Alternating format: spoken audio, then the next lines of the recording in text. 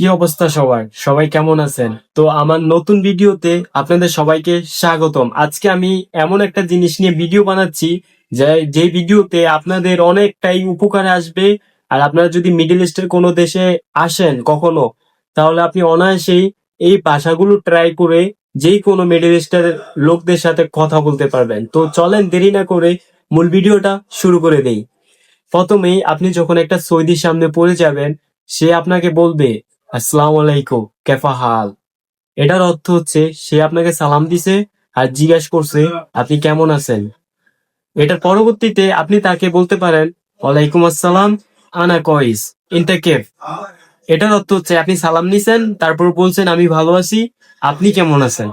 এটার উত্তরে সে বলবে আলহামদুলিল্লাহ আনা কইস। বাদেন সে বলতে পারবে বলবে যে ইনতা ইনতা মিন হুইন। এটার অর্থ হচ্ছে সে আপনাকে জিজ্ঞাসা করছে আপনার দেশের বাড়ির দেশ কোথায়, মানে আপনার দেশের নাম কি। তখন আপনি বলতে পারবেন যে আনা বাংলাদেশ।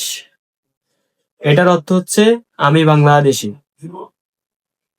আর পরবর্তীতে সে বলতে পারে হুইন রোইনতা। এটার অর্থ হচ্ছে সে বলছে যে আপনি কই যাচ্ছেন। এটার উত্তরে আপনি বলতে পারেন আনারো বাকালা। এটার অর্থ হচ্ছে আমি যাইতেছি বাকালা, মানে একটা দোকানে যাইতেছি আমি। তো সে তার পরবর্তীতে বলতে পারে যে তাইয়েব রো।